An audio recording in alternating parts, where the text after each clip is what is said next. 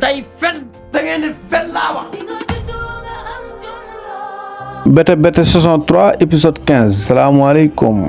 ziar nañ leen sama gars yi képp koo xam ne abonné goo ci page bi ñu ngi lay demande nga abonné seen 3S TV la ñu ngi leen di bëggee bu baax a baax tey nag dinañ waxtaanee ci diggante Basine Thiam ak Ngagne Siré mi nga xam ne ñu ngi ci loxoy yoon di layoo ak yoon buñ jógee ci loolu dañ waxtaan ci ki nga xam ne moo nekk Lok Bomb ak Mame Codou di deuxième dame bu maam bu góor bu ñu jógee foofu dañuy waxtaan ci diggante Maxu mu ndaw ak ki nga xam ne moo nekk Mame Dior bu ñu jógee foofu tamit dañuy waxtaan ci Juma Thiam foofu lañ koy jeexalee sax moom problème am ba léegi mu ngi gën di law.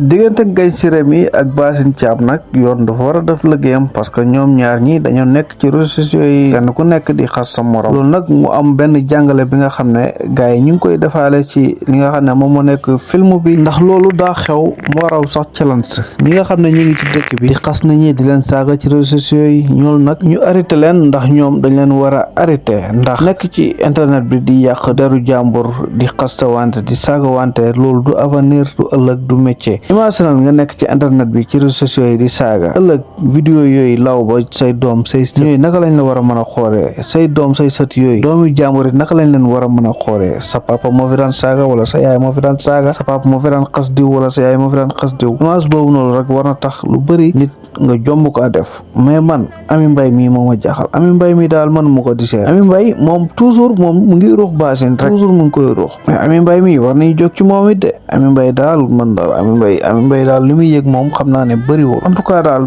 liggéey bi ñun rafetlu nañ ko ñi nga xam ne ñu ngi ci réseaux sociaux yi di saaga di xaste buñ jëlee ay matuwaay ci ñoom loolu lu ñuy saluer la waaye tamit Even Prod seen liggéey rafet na ak waa tim Bété gars yi mayal ma leen kër waay ci commentaire yi diggante Lok Bomb ak Mame Codou mii nag nortu sëri ndax diggante ñoom ñaar ñii ci xam naa ne Lok Bomb mii ci la maam bu góor wala génnewaatee goonam bi nag goonam bi moom xam naa ne ci Lok Bomb mii la ko war a génnewaatee ngi jege Mame Codou di waxtaan ak moom ba naan ko sax ci yow laa faree ci yow laa féete di ko jaay di jéema baab di ko waxtaan ak moom xam xale jigéen ni ñuy def xale góor rek waaye kii jabaru jàmbur la bul fàtte loolu yow mii Lok Bomb yow laay waxal de waaw maam bu góor moom kenn du ko nettali jël goon dóor la bal ci bopp dara ci kon mel ni yaay Mame Codou moom li mu bëggoon mu ngi koy am demee ba père Ndiaga jox Mame Codou kër gi yaatu gi kër gu ligsi gi lu bëri nag daal di wax ne maam bu góor mi dafa jàng ci Mame Codou te damagut fenn parce que kër gu ligsi gi nga xam ne moom la ko dugal ndax maam bu jigéen bu yëgee lii moom du am problème nga xam ne moom moo nekk père Ndiaga ndax fan yi seen diggante mu ngi commencé neex te lii nag mën nañu jàpp ne mën na dem ba indi jafe-jafe seen diggante bu ko yëgee xam naa ne problème yi nekk nii muy problème u Juma Thiam yi loolu moo waral maam bu jigéen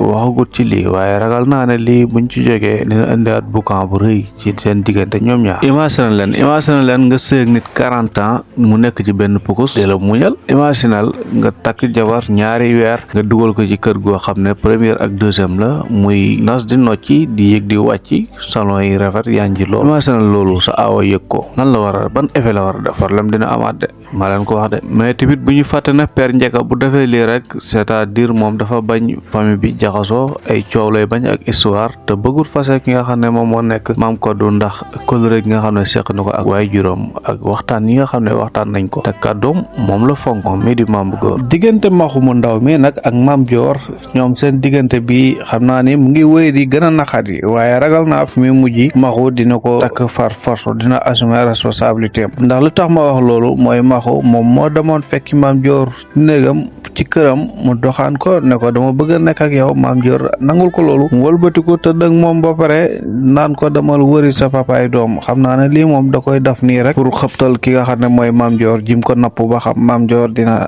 teg leneen ci loxoom bu nga xam ne Mame Dior moom it fi mu jàpp rek la jàpp mooy Maxu mooy papaay doomam donte la Maxu wax ne ko man du man kenn maa fi jaar am na ñeneen ñu fi jaar waaye kii di Mame Dior dafa mujj sëngeem jooy romb Maxu laay ak xool bu jeex gis nañ daam ñëw ca wet ga daal di feelu ki nga xam ne moom moo nekk Maxu attaqué ko wax ko ay kàddu yoo xam ne vérité la ay dëgg yu amul fenn liñ naan dëgg moom kaane la kooko mëq rek mu tuxuñu daal di ko xamal na ko góor dëgg nag fii la ñuy xamee ndax yow góor nga assumer say responsabilité gannaaw bi nga xamee yow sëgg nga ba noppi nag da ngay assumer say responsabilité bu nekkoon sëggoo mu jaaxal ñëpp waaye comme yow sëgg nga def nga li ngay def ba pare moo xam benn yoon taxaw fi naan benn yoon la benn yoon boobu ngay xeeb ci la lépp di xewee kon assumer say responsabilité yow mi di Maxu mu ndaw waaye li jaaxal ñëpp mooy réponse bi nga xam ne Maxu tontu na ko daam mooy yow xam nga ki ma bëgg xam nga ki ne sama xol